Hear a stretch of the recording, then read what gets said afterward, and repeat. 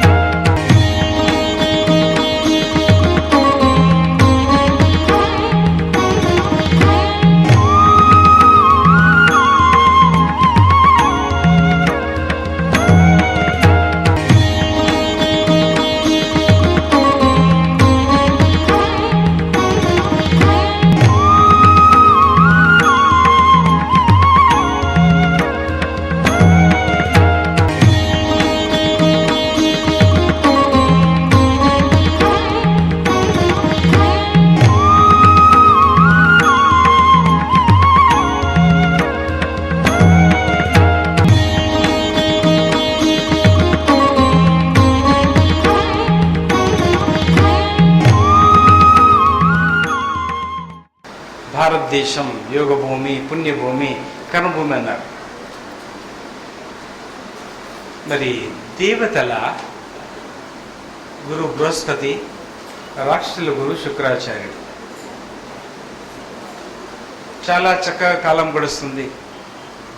రాక్షసుల్ని కంట్రోల్ ఈయన చేయాలి, శుక్రాచార్యులు దేవతల్ని అదులోపి జ్ఞానబోధ అదుపు చేయడం, వాళ్ళ జ్ఞానం చెప్పడం, ఎప్పుడు యుద్ధం చేయాలి ఎప్పుడు చేయకూడదు ముహూర్తం పెట్టడం వీళ్ళ పని. శిష్యులు హాయిగా నిద్రపోతారు, గురువు నిద్రపోడు. సామాన్యంగా నిద్ర దొరకదు ఆయనకి. ఆలోచన ఎప్పుడు ఏం చేస్తారో, కాలు కాల్చుకుంటారా కన్ను పొడుచుకుంటారా, నేను చెప్పింది తేలు మంత్రం, పాము పుట్టలో పోయి ఏలు పెట్టి పాము కాడు వేసుకుంటారా అనే ఆలోచన. దినదినము దేవతల సంఖ్య తగ్గిపోతుంది, రాక్షస సంఖ్య చాలా పెరుగుతుంది. దానికి కారణం ఏంటిది అని దేవతలు ఆలోచిస్తే శుక్రాచార్యుడు రాష్ట్రుల గురువు వారు ఏం చేశారు, మృత సంజీవని విద్యని సాధించారు. మృత సంజీవని విద్య, సచిన వాళ్ళ మీద నీళ్లు చల్లాలి, లేస్తారు. దేవతలు కొడతారు 1000 మందిని, ఆ 1000 మందిని లేపుతాడు శుక్రాచార్యుడు. అట్లా వాళ్ళ సంఖ్య పెరుగుతుంది. దేవతలకు ఒక ఆలోచన వచ్చింది, చక్కని ఆలోచన. ఎవరైనా ఒకరు వెళ్ళి శుక్రాచార్యుని దగ్గర రహస్యంగా తెలియకుండా శుక్రాచార్యుని మెప్పించి ఆయన్ని ఒప్పించి ఆయన సేవ చేసి ఆయన్ని మెప్పించగలిగిన శిష్యుడు ఒకరు ఎవరున్నారా అందరిని అడుగుతాడు. నాతో కాదు, నాతో కాదు. ఎందుకు కాదు మీతో? రాక్షస శిబిరంలో కాలు పెట్టడమే మహా కష్టం. చంపడం, నరకడం, కోసుకొని కాల్చుకొని తినడం తప్ప ఇంకో పని లేదు వాళ్ళ దగ్గర. ఎవరు పోయినా అడిగేది లేదు, ముందు తలగొట్టాలి, కాల్చాలి, ఏంచాలి, కొట్టుకోవాలి, తినాలి. నరమాంసం బాగుంది బాగుందని ఎంజాయ్ చేయాలి వాళ్ళు. ఇప్పుడు అందరూ వెనకైపోయారు. బృహస్పతి కొడుకు కచుడు, శుక్రాచార్యుని బిడ్డ దేవయాని. కచుడు అన్నాడు, ఏ దానికైనా సిద్ధమే, మృత సంజీవని విద్య గురించి దేవతలకు అవసరం ఉంది, నేను వెళ్ళి తీరుతాను అని ధైర్యం చేశాడు. ఎవరు చెప్పినా వెళ్ళలేదు. మీరు ఏమనకూడదు, నేను వెళ్తాను అంతే. అక్కడ చెప్పిన వారు ఎవరు? సలహా ఇచ్చిన వాళ్ళు గురువు ఆజ్ఞ పాటించాలి. ఇంకో గురు దగ్గరికి శిష్యులుగా వెళ్ళాలి. కేజీ క్లాస్ గురు, 4th క్లాస్ వరకు గురువు చెప్పాడు. కాలేజీకి ఇంకో గురువు దగ్గరికి వెళ్ళాలి, తప్పదు. అలా సిద్ధమయ్యాడు. సిద్ధమై శుక్రాచార్యులు ఇలా కూర్చున్నారు. రాక్షసుల గురువు గారు రాక్షసులంతా కూర్చున్నారు, స్టూడెంట్స్ అంతా కూర్చున్నాడు, చూస్తున్నాడు. కచుడు అలా వస్తున్నాడు. కచుడు నడుస్తుంటే ఈయన హృదయం కలుగుతుండట. పిల్ల ఎక్కడో వెళ్ళిపోతే, ఎక్కడో పారిపోతే, లేక తప్పిపోతే అలా కనబడితే తల్లి హృదయం ఎలా కొట్టుకుంటుందో, పట్టుకోవాలనిపిస్తూ ఆ ప్రకారంగా ఆయన హృదయం కలుగుతుందట అడుగులు చూస్తుంటే. గురుగారి దర్శనం చేసుకోగానే ఈయన పరిగెత్తాలనిపిస్తుంది. నా అమ్మ, నా నాన్నని పట్టుకోవాలనిపిస్తుందట. అలా ముందుకొచ్చి 2 పాదాలకు దండం పెట్టాడు. పాదాలను పెట్టుకున్నాడు. అక్కడి నుంచే శక్తి పోయేది, శక్తి వచ్చేది. ఏం అడగలేదు గురుగారు. నాయన ఎక్కడి నుంచి వచ్చావు చెప్పారు. ఎవరు కొడుకు? దాచలేదు, బృహస్పతి కొడుకు. అయితే ఎందుకు వచ్చావు? నన్ను చూడడానికి వచ్చావా? లేదు గురుదేవా, మీదేరా శిష్య కోటిల్లో నన్ను ఒక శిష్యునిగా తీసుకోగలిగితే నా జీవితం ధన్యమవుతుంది. బ్రహ్మాండమైన విద్య ఉంది స్వర్గలోకంలో, అలాంటి విద్య నిడిచిపెట్టి నా దగ్గరికి ఎందుకు వస్తున్నావు ఆయన? ఆలోచించే ఒకసారి. రాక్షసుల మధ్యలో నువ్వు తట్టుకోగలవా? వచ్చారు కొంతమంది, బలైపోయారు అని అన్ని రకాలుగా చెప్పారు. ఏది ఏమైనా మీ సేవ చేయాలని నాకుంది. గురుగారు ఆలోచించలేదు. మృత సంజీవనికి వచ్చిందని ఆలోచించలేదు. ఆయన అప్పుడు మర్చిపోయాడు. మృత సంజీవని విద్య కావాలి, అందుకని వచ్చానని కూడా మర్చిపోయాడు. ఎందుకు వచ్చారో మర్చిపోయారు. ఏది? శిష్యుని గురువు కావాలి, గురువు శిష్యుడు కావాలి. అలా చక్కని సేవలు అందిస్తున్నాడు. అన్ని రకాలు తీర్చిదిద్దాడు. పూలు తేవడం, ఎక్కడ గురువుగారికి పలాని పుష్పాలు పలాని తోటలు ఉన్నాయి అని అనుకుంటే చాలు, చెప్పే అవసరం లేదు. ఆలోచన లోపల గురుగారి ఆలోచన, పలాని పుష్పాలతో నేను ఈరోజు అభిషేకం చేయాలి, అర్చన చేయాలి, పలాని తేనెతో నేను అభిషేకం చేయాలి, ఆవు పాలతో నేను చేయాలి. పుట్టి ఆలోచన గురువుగారి రాగానే శిష్యుడు కదిలిపోతారట. వీడ కూర్చొని కంప్యూటర్లో ఐఎమ్ నాట్ కమింగ్ టుడే అంటే లండన్లో పడుతుంది. ఇక్కడ ఈరోజు అంత శక్తి సామర్థ్యం గలవాడు గురు, వాడు శిష్యుడు. అలా చాలా చక్కగా గడుస్తుంది. రాక్షసులకి కోపం వస్తుంది. ఎట్లా వీన్ని హతమార్చాలి? గురువుగారు ఎంత మంచిగా పిలిచేవాడు అంటే, కానీ అందరూ చేసే పని ఒక్కడు చేసినాక పిలిచే అవసరం ఏముంది? ఆయన చెప్పినట్టు వింటే సరిపోతుంది. అది ఎన్నేవాళ్ళు కొంతమంది ఉన్నారు, దాంట్లో వినని వాళ్ళు చాలామంది. దాంట్లో హాస్టల్ వాతావరణం చక్కగా ఉన్నది, కొంత అక్కడక్కడ ఇబ్బంది పాలు మొదలు చేస్తున్నారు. ఎక్కడైతే ఆయన మంచి నీళ్ళు పోస్తున్నాడో వీళ్ళు ఉప్పు నీళ్ళు పోస్తున్నారు, వేడి నీళ్ళు పోస్తున్నారు. ఏమయ్యా కచుడా, చెట్టు ఎండిపోయింది ఏంటంటే గురుగారు తెలుసు ఆయనకు. రాక్షసుడు ఉడుకు నీళ్లు పోసాడు, మంచిని చక్కని పందిరి చక్కని పూలు ఇచ్చే మల్లెతీగ నీ పూర్తిగా కాల్ చేశారని తెలుసు, కింద నుంచి పోశారు తెలుసు. అప్పుడు చక్కగా వెళ్ళి నీళ్ళు తీసుకెళ్ళి, లే గురుగారు బాగుంది అని నీళ్లు పోసేవాడట. అప్పుడే పోసింది అతుక్కునేది, నీళ్లు పోసింది, ప్రాణం వచ్చేది. అది శిష్యుని చమత్కారం, శిష్యుని శక్తి అలాంటిది. ఒక సమయం వచ్చింది, రాక్షస పిల్లలంతా ఏకమయ్యారు. వాళ్ళ తల్లిదండ్రి అడ్వైజ్ తీసుకున్నారు. అడ్వైజ్ తీసుకుంటే, నాన్న పెద్దవాడు, జ్ఞానమైనవాడు, మంచివాడు, తెలివైనవాడు, గురువుని ఒప్పించాడంటే మీరు కూడా అలా సేవ చేయండి అని చెప్పేవాడు కాదు. కత్తితో కొట్టండి, గొడ్డలతో నరకండి, తల పిసికేయండి అని అడ్వైజ్ చేశారు తల్లిదండ్రి. అలాంటి తల్లిదండ్రులతో పుట్టారు వాళ్ళు పాపం. అయితే ఒకరోజు గురువుగారు ఆలోచించారు, ఒక మంచి తేనెతో అభిషేకం చేయాలి. చాలా దూరం వెళ్ళాడు. తేనెటీగల దగ్గర వెళ్ళి, అమ్మా గురువుగారి ఆలోచన మీరేమనుకోకుంటే మీ తేనె తెట్టి అక్కడ పెట్టుకోండి, నేను ఆ తేనెని తీసుకోవాలి. 1 గంట సేపు నేను ఇక్కడ కూర్చుంటాను అనగా, నేను వాణి శిష్యుడు ఎంత బలమైన వాణి తేనె తీగలు ఉన్నాయి రాని రాజా ఇద్దరున్నారు అనేసి ఎంబడే వాళ్ళు పోయి ఇంకో గూడు సిద్ధం చేసుకున్నారు.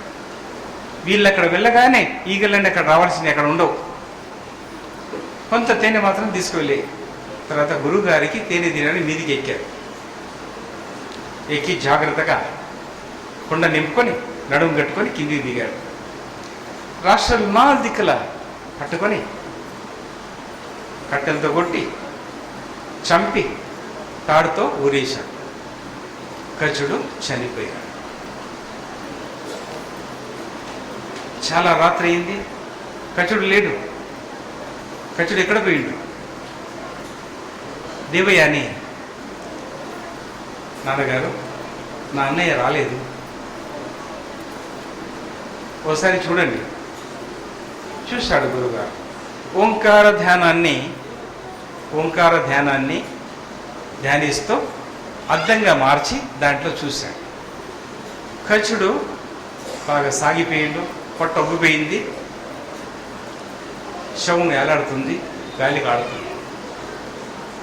చెట్టు కొమ్మ కట్టేశాడు. అడిగారు శిష్యులందరినీ, కచుడేడి? తెలియదు గురుగారు, నేను చూడలేదు, పొద్దున్న నుంచి ఎక్కడ వెళ్ళాడు. సరే మీరందరూ నిద్రపోండి. అప్పుడు గురుగారు వెళ్ళారు. అర్ధరాత్రి శిష్యుల గురించి వెళ్ళి మృత సంజీవని నీళ్లు చల్లి చక్కగా ఆయనని తీసుకొని ఇంటికి వచ్చాడు. అలా కొద్ది దినాలు చక్కగా గడిచింది. అందరినీ మందలిచ్చాడు గురుగారు. ఇది తప్పు అని చెప్పాడు, ఒప్ప చెప్పాడు అందరికీ. ఇది మీరు చాలా తప్పు చేశారని చక్కగా డైరెక్ట్ చెప్పాడు. ఇండైరెక్ట్ చెప్పడం మొదలుపెట్టి విడిచిపెట్టి డైరెక్ట్ చెప్పాడు. నువ్వు కట్టెతో కొట్టావు, నువ్వు గొంతు పెట్టి విసికావు, నువ్వు తాడు తెచ్చావు, నువ్వు మరి శవాన్ని పైకి ఎక్కావు, అందరి ఇండైరెక్ట్ అయిపోయింది. డైరెక్ట్ చెప్తే కూడా వాళ్ళు వినిపించుకుంటారేమో అని అనుకున్నాడు. చాలా చక్కని సేవను అందిస్తున్నాడు. రాక్షసుల మధ్యలో దేవతల మధ్యలో ఎప్పుడు యుద్ధాలు జరిగేది. శుక్రాచార్యుడు రాక్షసుల గురువు అయినప్పటికీ ఆయన లోపల ఒక మహాశక్తి ఉండేది. రాక్షసుల్ని కంట్రోల్ చేసేవాడు. దేవతలని నష్టపెట్టకుండా చాలా మటుకు కంట్రోల్ చేసేవాడు. కానీ కనబడేది మాత్రం రాక్షసుల గురువు పక్షపాతి, దేవతల పక్షపాతి కాదు. ఒకసారి టీచర్ అయిన తర్వాత వాళ్ళ కులంలో వెళ్ళినప్పుడు, వాళ్ళకు టీచర్ అయినప్పుడు, మాస్టర్ అయినప్పుడు, గురుదేవుడు అయినప్పుడు ఆయన బాధ్యత నెరవేరుస్తున్నాడు. కానీ వాళ్ళని ఇండైరెక్ట్గా కంట్రోల్ చేసే శక్తి తనలో పెట్టుకున్నాడు. అవసరాన్ని బట్టి ఒకరి కొట్టండి అంటాడు, చిన్నగా ఉంటే, పెద్ద ఏమన్నా ఉంటే, మోసం కొట్టేది ఉంటే అలా కొడితే లాభం లేదు, ఇలా కొట్టండి అంటాడు. కొంతమంది దేవతలు తప్పించుకొని వెళ్ళిపోతారు. ఆ సాయం ఇండైరెక్ట్గా చేసేవాడు శుక్రాచార్యుడు. చాలా చక్కగా కొన్ని నెలలు గడిచిపోయాయి. మళ్ళీ రాక్షసుల దుర్బుద్ధి పుట్టింది. ఆయన వెళ్ళాడు, అడవికి వెళ్ళాడు కట్టెలు తీసుకోవడానికి. గురువుగారికి కావాలి కట్టె, జంబి కట్టె కావాలి, దేవదారు కట్టె కావాలి, యజ్ఞం చేయాలి. ఆలోచన వచ్చింది గురుగారికి. ఆలోచన ఇక్కడ కట్టింది శిష్యుడికి, కచునికి. దేవదార కట్ట, దేవగన్నెరు, దేవకాంచన అన్నీ దేవ దేవ దేవ. ఆ కాంచన కట్టెలన్నీ కావాలి, అన్ని కట్టెలు కావాలంటే మంచి గొడ్డలు తీసుకున్నాడు. తీసుకోవడానికి వెళ్ళాడు. ఒక రాక్షసుతోటి, మంచి రాక్షసుతోటి ఆయనకి ఏదో ఇచ్చి, పండు పొలము ఏదో ఇచ్చి, వాళ్ళ ప్రేమతోటి ఈ కట్టెలు మాత్రం గురుగారికి అందివ్వాలి, కట్టెలు గురువుగారికి అందివ్వాలి సమయం వరకు అని కట్టెలు తెంపగానే పంపించాడు. వాడు మంచివాడు కాబట్టి గురువుగారికి చెప్పాడు. యజ్ఞం సాగుతున్నది. వేరే రాక్షస పిల్లలందరూ ఉన్నారు, అక్కడ సేవలు అందిస్తున్నారు. ఇక్కడ ఈయనని మొక్కలు చేస్తారు. కచుని, ఈ చేతితో నువ్వు సేవ చేస్తావా, మా సేవను బంద్ చేశావు, ఓ చేయి కొట్టేశావు. ఈ చేతితో నువ్వు పూజలు చేస్తావా, మా గురువుగారిని వశం చేసుకున్నావు, నువ్వు గారెడి వారివి, నువ్వు మాంత్రికుడవు, నువ్వు మోసగాడవు, మా గురువుగారిని దూరం చేశావు అని ఇంకో కాలు కొట్టారు. ఈ కాళ్ళతో పరుగులు తీస్తావా, ఇంకో కాలు నరికారు. ఆఖరికి గొంతు పట్టి కోశారు. ముక్కలు చేశారు. ముక్కలని చేసి గంతులేస్తూ సంతోషంతో అన్ని తీసుకెళ్లి బావిలో పడేశారు. తిరిగి వచ్చారు, హాయిగా తిన్నారు, పండుకున్నారు. గురుగారికి ఇంకా అనుమానం రాలేదు, ఆలోచన తట్టలేదు. కొన్నిసార్లు బ్లాక్ అవుతాయి, కొన్నిసార్లు తెలుసుకుంటారు, కొన్నిసార్లు తెలుసుకోలేరు, తెలుసుకునే అవసరం ఉండదనుకుంటారు. అలా చాలా సమయం అయింది. అప్పుడు గురువుగారు తెలుసుకొని వెళ్ళి అమృతవల్లి అనే పెద్ద తీగ తీసుకున్నారు, తిప్ప తీగ. దేవతలకు గరుడు అమృతం తీసుకుపోయేటప్పుడు ఒక చుక్క దాని మీద పడుతుంది, దాన్ని అమృతవల్లి. ఆ చెట్టుని కాల్చి బూడిద చేసినప్పటికీ మళ్ళీ దాన్ని తీసి భూమిలో బాతి నీరు పోస్తే అది తిప్పతీగ అంటారు, మామూలు భాషలో తిప్పతీగ. ఆ తీగ తీసుకువెళ్ళి లోడబడేశారు. పడగానే ఆ తీగ మొత్తం ముక్కల్ని లాక్కొచ్చి తన బాడీని తయారు చేసింది. దాని తర్వాత మృత సంజీవని ఉదకాన్ని జల్లాడు శుక్రాచార్యుడు. కచుడు గురుదేవా అని లేచాడు. గురుదేవా, మీకింత శ్రమైందా? ఇంత రాత్రి వచ్చారా? అప్పుడు పాదసేవ. కాళ్ళకు ముళ్ళు ఉన్నాయా? ఏం చూశాడు? కాళ్ళకు ముళ్ళు ఉన్నాయా? ఎక్కడ గీక్కపోయాయా? గురుగారు దప్పితో ఉన్నారా? నీళ్లు వెతుకుతున్నాడు, పాదరక్షలు వెతుకుతున్నాడు. ఆయన లోపల అలసలు చూశాడు గురుగారిది. ఎంబడే నీళ్ళు తీసుకెళ్ళి మౌంగా గురుగారికి శుద్ధి చేశాడు. గురుగారు మీరు కూర్చోండి. ఏమైంది గురుగారు? ఏదో జరిగింది నాయన, తర్వాత చెప్పుకుందాంలే, నీ చెల్లి ఎదురు చూస్తుంది, ఇంటికి వెళ్తావు, ఇంటికి వెళ్ళేసాడు. మరి ఇలా చాలా చక్కగా జరుగుతుంది. మరి కచుడు అక్షర పిల్లలకి అంత జరిగినప్పటికీ మంచి బోధ, మంచి జ్ఞానాన్ని వస్తున్నాడు, మంచి ధ్యానాన్ని వస్తున్నాడు. చాలామంది మారిపోయారు అక్కడ. కొంతమంది పిల్లలు వాళ్ళ తల్లిదండ్రులు కూడా మార్చేశారు. అలాంటి కచుడు మంచి జ్ఞానం బోధపరిచాడు. మళ్ళీ ఒక రోజు విషగడియ రానే వచ్చింది. ఇంకొక రకమైన పార్టీ రాష్ట్రాలల్లా ఇంకో దగ్గరికి వచ్చారు. గురువుగారు అందరినీ ప్రేమిస్తారు, అవసరం ఉంటే మాట్లాడతారు.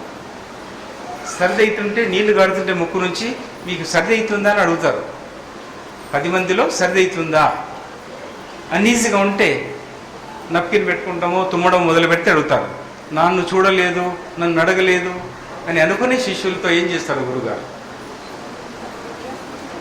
మరి ఒకరోజు విషగడియ వీళ్ళు వాళ్ళంతా ఏకమయ్యారు.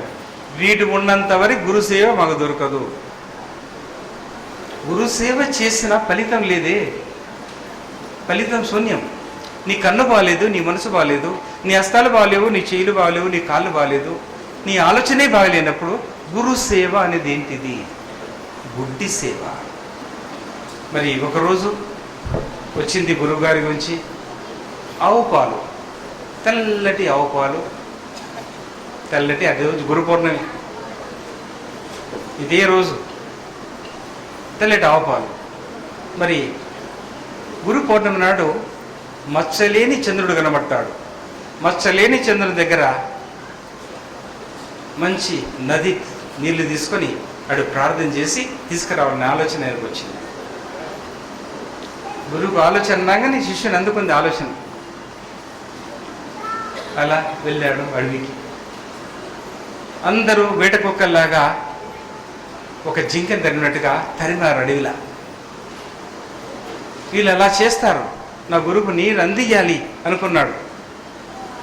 గురువు సేవ చేయడం వల్ల శక్తి ఎంత బలమైందంటే ఆవు పాలు అదే ఇచ్చింది, పట్టుకున్నాడు. ఆవు పాలు అదే ముందుకు వచ్చింది, పిండి అవసరం లేదు. తర్వాత చంద్రునికి చెప్పాడు, నాయనా నాకు ఇప్పుడు ఏదో మోసం జరగబోతుంది, నా ప్రాణం దప్పుతుందో లేదో, నీ బ్రతనో లేదో, చంద్రదేవ ఒక్కసారి నా మాట వినవా? లోకానికి ఇంత సేవను అందిస్తావు, నా గురు గురించి, గురు పాద సేవకి, ఆయన పూజ గురించి ఈ చెంబు అలా అన్నాడు. ఆ చెంబు అలా చక్కగా మీదికి లేచిపోయింది. ఓం గురుదేవాయ నమః, ఓం గురుదేవాయ నమః, అంతే, ఇంకేం లేదు. గురుదేవ అన్నాడు. చంద్రదేవ నా ఆవు పాలని నా గురుదేవునికి పాదాలకు అంకితం చేయండి. పాదాలకు అంటున్నాడు ఆయన. వారి పూజ కార్యక్రమం చక్కగా ఉంది. గురువుగారికి తెలిసింది, కానీ పూజలో ఉన్నారు. ఆలోచించొద్దు, దారి తప్పిపోతుంది పూజ.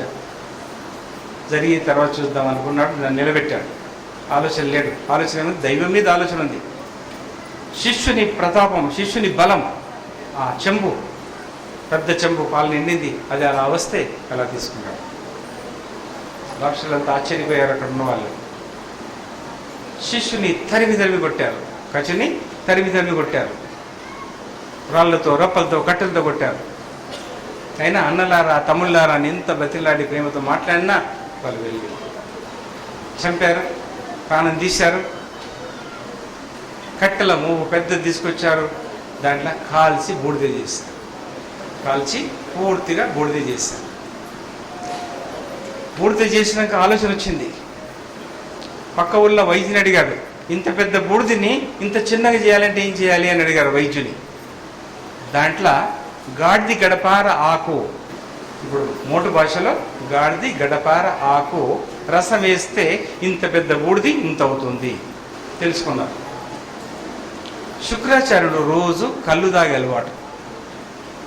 రాష్ట్రుల గురువు. కళ్ళు అంటే సురాపానకం, అది ఇంత తాగితే టానిక్, ఇంత తాగితే నిష, సూర్యుడు వెళ్ళక ముందు తాగితే అమృతం.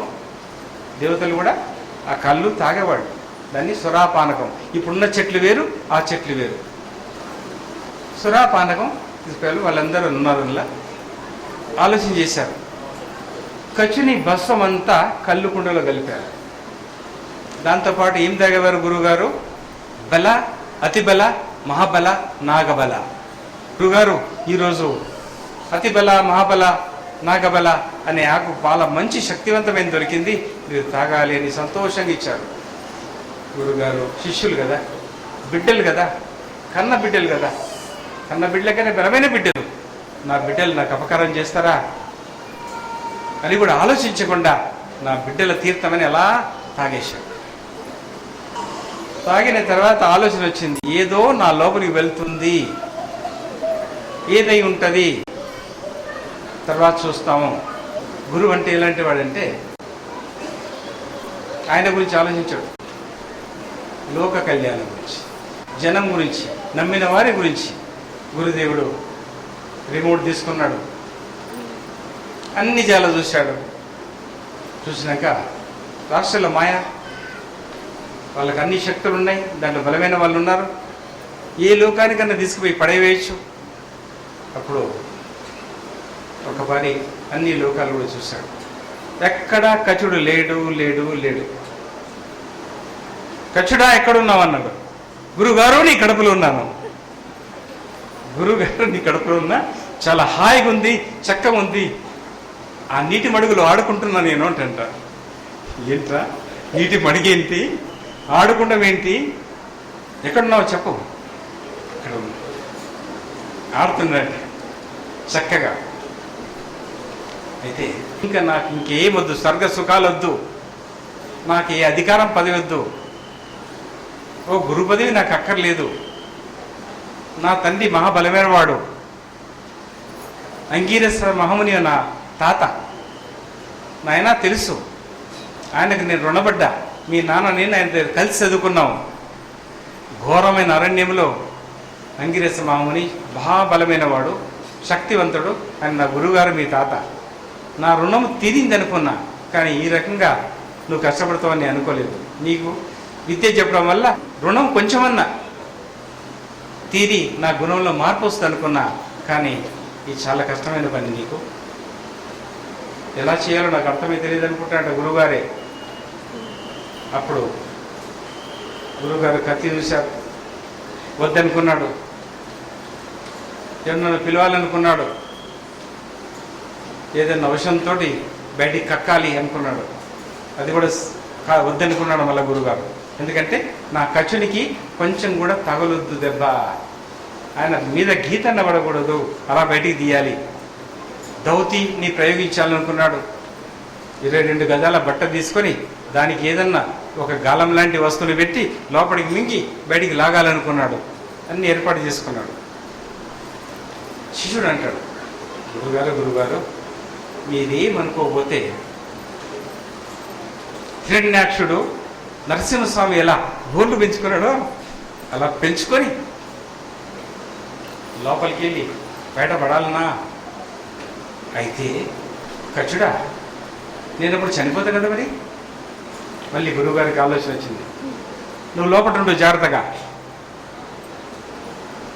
తీర్థం తీసుకుంటాడు. నీళ్ళు ఉన్నాయా? నా కడుపులో చాలా ఉన్నాయి, తీర్థం తీసుకో. నేను నీకు మృత సంజీవని విద్య నీకు ఒప్పచెప్తా, జాగ్రత్తగా విను. శిష్యుడు చక్కగా తన చెవుని గురుదేవుడు పెట్టాడు.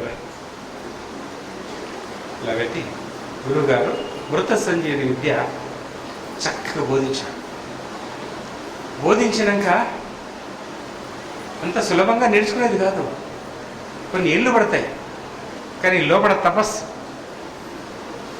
సాక్షాత్ గురు నిలయంలోనే, గురు హృదయంలోనే, గురు జన్మ కోశంలోనే తపస్సు చేస్తున్నాడు, ఆడుకుంటున్నాడు హాయిగా.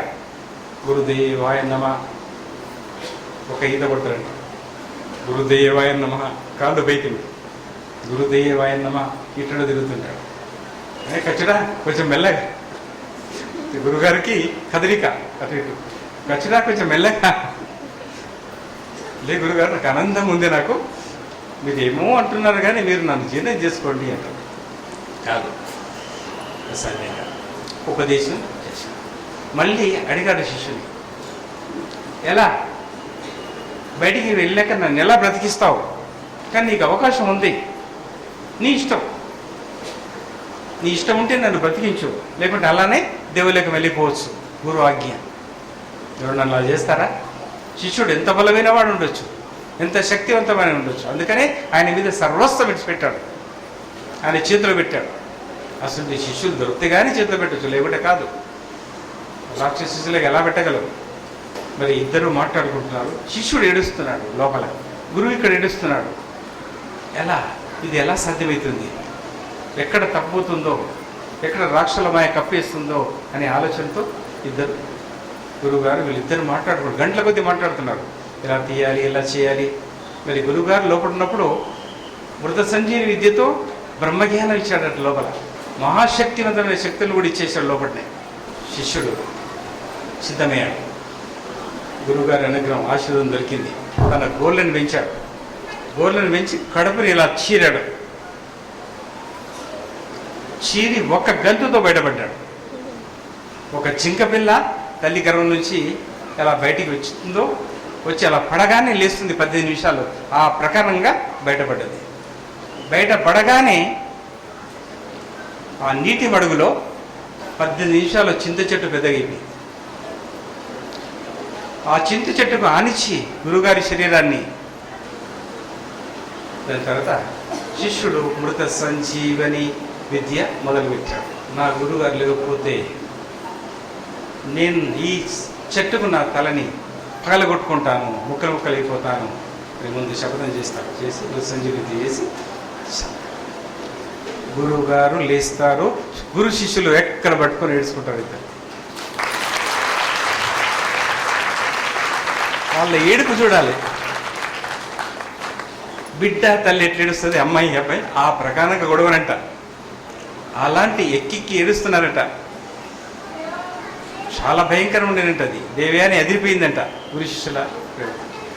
ఇలా గురు శిష్యులు చాలాసేపు మాట్లాడుకున్నారు, చాలా సంతోషంగా ఉన్నారు. ఎందుకు ఇలా గురు శిష్యులు అంటే, టీచర్లని మాస్టర్లని, విడివిడి జ్ఞానం ఉన్న టీచర్లని, చిన్న వాళ్ళని బాగు చేయడానికి, విడివిడి జ్ఞానం ఉన్న శిష్యులు అనేది ఒక పులార వాళ్ళే వేసుకుంటారు, ఒక డిగ్రీ వాళ్ళే తీసుకుంటారు. మంచి ముహూర్తం చూసి నేను పలారైన శిష్యుని అని రాసుకుంటారు. మంచి ముహూర్తం సమయం చూసి వాళ్ళంతా వాళ్ళే రాసుకొని ప్రిన్సిపాల్ కింద ప్రిన్సిపాల్ కూడా ప్రింట్ చేసి సైన్లు పెట్టుకుంటారు. అలాంటి వాళ్ళ జ్ఞానప్రాప్తి కావడానికి ఇది గురు శిష్యుని లీల. ఇట్లా గురువుని రిపేర్ చేస్తారు, ఇటు శిష్యుడు రిపేర్ చేస్తారు. అందుకని వీరి లీల విచిత్రంగా ప్రపంచంలో అన్ని జాగులు శిష్యు కోటిలో ఒక్క శిష్యుడు ఇలాంటి వాడు పుడతాడు, కోటి గురువులలో ఒక్కడు ఇలాంటి వాటి గురువు దొరుకుతాడు. వీళ్ళ లీల ఏంటిది? రిపేర్, మందబుద్ధిని రిపేర్ చేయడం, కామం, క్రోధం, అసూయ, అహంకారాన్ని రిపేర్ చేయడం, అసూయని రిపేర్ చేయడం, ఇవన్నీ రిపేర్ చేయడానికి గురు శిష్యులు ఏకమై ఒక విచిత్రమైన లీల ఇది. మరి ఈరోజు గురు పౌర్ణమి బలమైన దినము, శక్తివంతమైన దినము. మరి వ్యాసమామని అనుగ్రహం, ఆశీర్వాదం సదా మీ మీద ఉండాలని విభజిస్తున్నాను. భగవాన్ లక్ష్మీ.